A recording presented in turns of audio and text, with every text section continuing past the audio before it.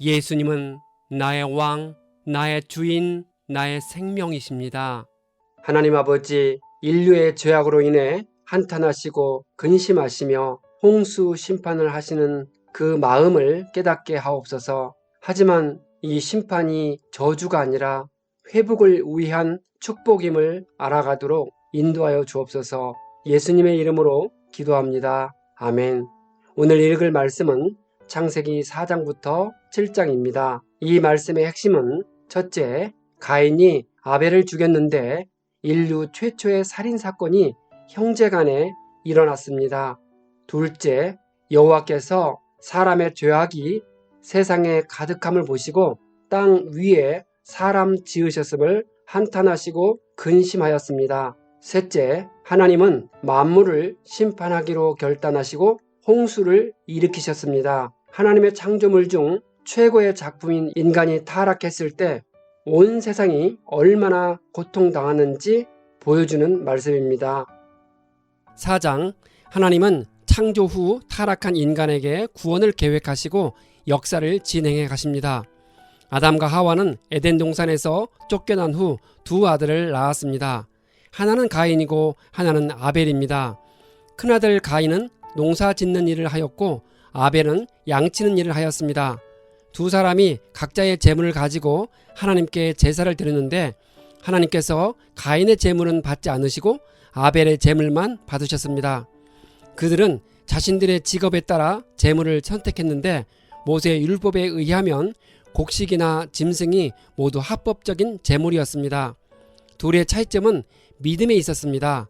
하나님은 재물 자체가 아니라 재물을 드리는 자의 내면적 동기를 살피셨습니다.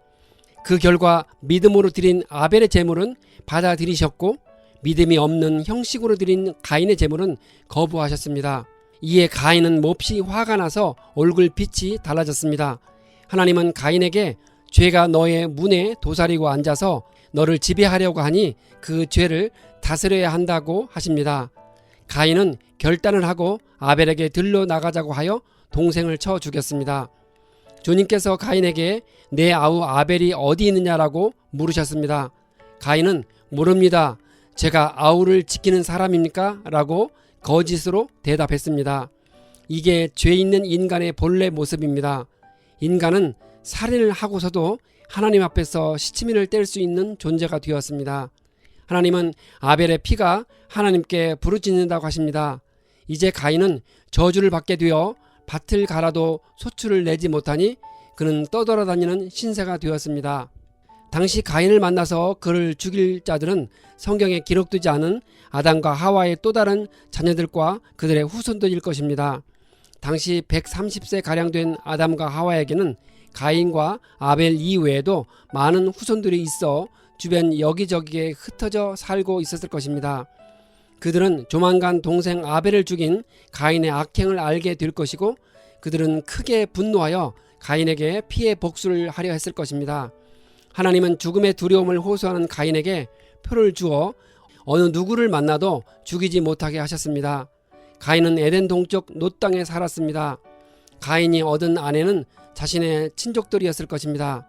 창세기 5장 3절에는 아담이 930세까지 살면서 아들들과 딸들을 많이 낳았다고 기록하고 있습니다. 인류가 아담과 하와 부부 한 쌍에게서 유래했기 때문에 초창기 시대에는 친족 결혼이 불가피했을 것입니다. 가인은 에녹을 낳고 도시를 건설했는데 그 도시의 이름을 에녹이라 했습니다. 가인의 후손 중에 라멕은 두 아내와 함께 살았습니다.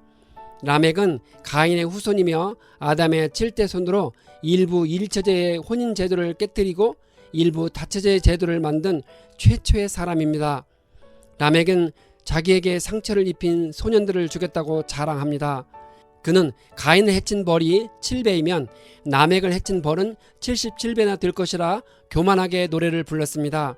하나님은 아담에게 아벨을 대신하여 셋이라는 아들을 주셨습니다. 셋의 아들인 에노스 때에 비로소 사람들이 주님의 이름을 불러 예배하기 시작했습니다. 예수님은 셋의 후손으로 오셨습니다. 5장, 아담으로부터 시작해서 노아의 아들 셈과 함과 야벳으로 끝나는 족보가 기록되어 있습니다. 성경의 족보는 각 개인들을 통하여 하나님의 역사 속에서 어떻게 주님의 계획을 성취시켜 나아가는지를 보여줍니다. 그리하여 궁극적으로 메시아 예수를 중심으로 인류 구원의 역사가 어떻게 진행되었는지를 보여줍니다. 창세기의 내용이 역사적 사실이고 진실임을 알게 하는데 족보는 실질적인 증거를 제시해 줍니다.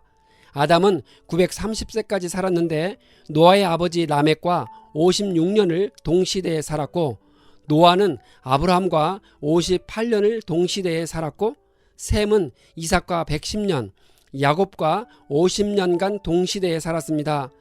긴 세월 살면서 자신이 겪었던 경험을 후손에게 직접 전해 주었을 것입니다. 아담은 자신이 흙에서 나왔고 자신이 갈비뼈로 하와가 만들어졌음을 라멕에게 전달할 수 있었을 것입니다. 노아는 홍수 사건에 대한 경험을 아브라함에게까지 상세하게 이야기해 줄 수 있었을 것입니다. 역사는 이렇게 이어졌습니다. 고대의 조상들이 그토록 오래 산 것은 본래 인간이 죽지 않는 존재로 창조되었지만 죄 때문에 수명이 짧아진 것입니다. 여기 고대 조상들이 누린 긴 수명은 홍수 이전의 지구 환경이 인간에게 아주 적절했기 때문일 것입니다. 하지만 무엇보다도 인류 초창기 때의 인구 번성을 고려한 하나님의 특별한 배려가 있었기 때문일 것입니다. 에녹은 살아서 승천했습니다. 성경에서 죽음을 보지 않고 살아서 하늘로 승천한 인물이 2명인데 에녹과 엘리야입니다. 6장, 사람들이 번성해 갔는데 하나님의 아들들이 사람의 딸들의 아름다움을 보고 자기들이 좋아하는 모든 여자를 아내로 삼았다고 합니다. 그 결과 사람의 죄악이 세상에 가득하고 마음에 생각하는 계획이 항상 악했기 때문에 하나님이 근심하시고 한탄하시게 되었습니다. 하나님의 아들들은 여호와 신앙을 계승한 셋 계통의 경건한 후손들을 가리킵니다. 사람의 딸들은 하나님을 거역한 가인 계통의 불경건한 후손들을 가리킵니다. 하나님이 말씀하신 120년은 사람에게 주어진 수명이 아니라 대홍수 심판의 유예 기간입니다. 즉 120년 후에 홍수가 난다는 말입니다. 네피림은 신체적인 특성상 장부나 거인으로 불려질 수 있는 키 크고 장대한 사람이나 족속들을 가리킵니다.